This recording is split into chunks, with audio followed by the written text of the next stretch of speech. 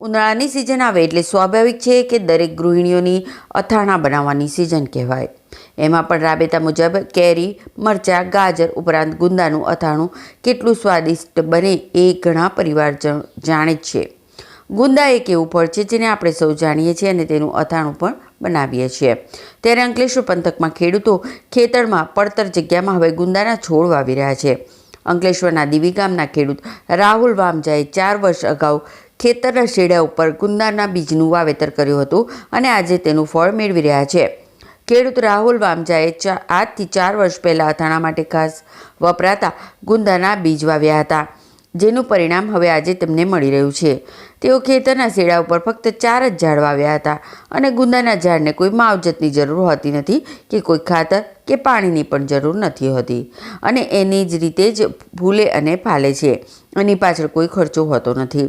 ત્યારે કેરીની જેમ ગુંદાનો પાક પણ ઉનાળાની સિઝનમાં શરૂ થાય છે અને એક ઝાડ ઉપર ઝુમકા સાથે ગુંદાનો પાક લચી પડ્યો છે અને એક ઝાડ ઉપરથી ઓછામાં ઓછા 20થી 30 કિલો ગુંદાનો ફાલ ઉતરે છે।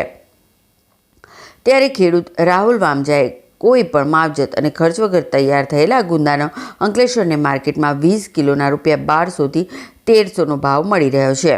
હાલ છૂટક માર્કેટમાં કિલોના 60થી 70 રૂપિયાના ભાવે વેચાઈ રહ્યા છે।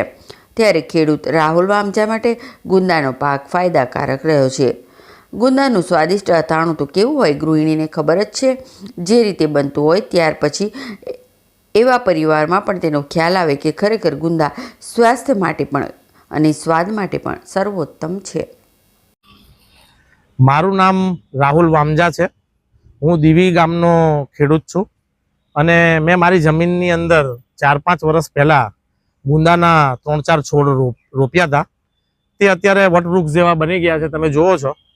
તો એની અંદર દર સિઝનની અંદર ઉનાળાની સિઝન ચાલુ થાય તે પહેલાં ગુંદાનો મગબલ પાક આવે છે હવે છેલ્લા 2 વર્ષથી અને ખૂબ સારા પ્રમાણમાં ગુંદા થાય છે અને ગુંદાનું અથાણું બી બેસ્ટ હોય છે, જે બધા જાણે છે।